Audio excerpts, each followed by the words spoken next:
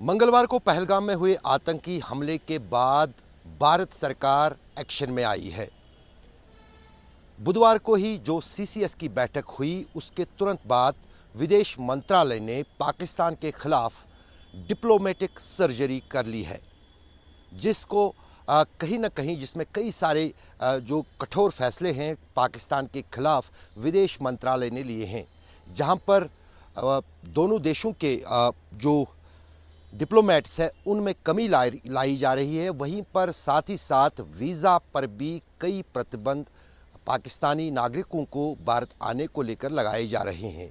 साथ ही साथ जो दोनों देशों के बीच में आवाजाही के रास्ते हैं उन पर भी जो है आवाजाही कम क्या ना के बराबर की जा रही है। उस बीच इसी फैसले में इंडस वाटर ट्रीटी को लेकर भारत का पाकिस्तान के खिलाफ एक बड़ा कदम उठाया गया है, वो है इंडस वाटर ट्रीटी। हम आपको समझाते हैं कि इंडस वाटर ट्रीटी क्या है। दरअसल जम्मू कश्मीर में जितने भी दरिया निकलते हैं उनका पानी पाकिस्तान जाता है। मेरे पीछे ये झेलम दरिया है जो कश्मीर के दिल से गुजरता है। अलग अलग छोटे छोटे नाले और नदियां इस दरिया में मिलकर आखिरकार पाकिस्तान पहुंच जाते हैं। वही हाल करगिल में है, वही हाल लद्दाख में है, जहां पर सिंधु दरिया जिसमें छोटे छोटे कई नदी नाले ग्लेशियरों के मिलकर उससे एक बड़े दरिया का स्वरूप देते हैं और वो भी पाकिस्तान चला जाता है। वही हाल जम्मू का भी है। अगर हम चिनाब दरिया की बात करें, वो किश्तवाड़ से होते हुए रामबन से होते हुए फिर कई सारे छोटे छोटे नदी नालों और दरियाओं से बड़ा दरिया बनकर पाकिस्तान में चला जाता है। व्यास और सतलुज का भी वही हाल है जो पाकिस्तान से होते हुए फिर भारत में आते हैं।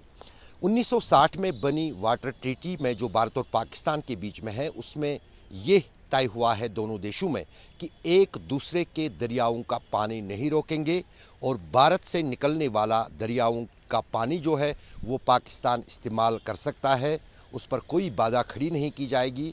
और वही जो दरिया पाकिस्तान से भारत में आते हैं पंजाब में, उन पर पाकिस्तान किसी तरह का निर्माण नहीं करेगा, किसी तरह का ब्लॉकेड नहीं बनाएगा, तो वो पानी जो है भारत बिना किसी रुकावट के आएगा।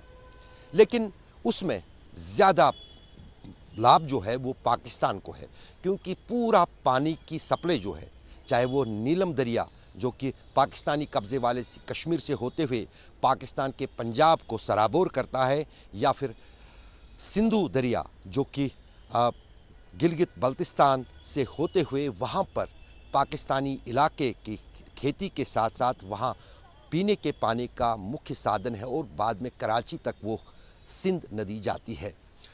इसी बीच जो कल भारत सरकार की तरफ से विदेश मंत्रालय की तरफ से कहा गया है कि अब स्क्रैप करता है भारत सरकार उस ट्रीटी को, उसका मतलब एक रास्ता भारत सरकार ने अपने लिए खोल दिया है कि वो जब चाहे जितना चाहे उतना ही पानी पाकिस्तान को छोड़ सकता है।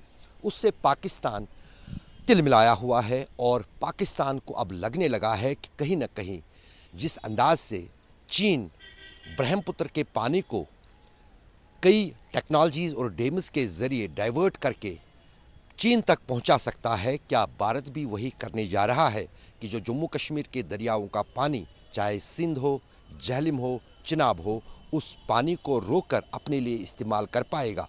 तो वो कहीं ना कहीं जो है पाकिस्तान में उस तरह के हालात खड़ा कर सकता है जहां पर वो पूरी तरह से तबाह हो सकते हैं, ना उनको पीने का पानी मिल सकता है और ना ही खेती के लिए। फ़िलहाल भारत सरकार की तरफ से वो फैसला लिया नहीं गया है, लेकिन जिस अंदाज से 1960 की इंडस वाटर ट्रीटी को सीधे तौर पर जो है स्क्रैप किया गया है, इसका मतलब है कि ये ऑप्शन अब भारत सरकार के सामने खुला है।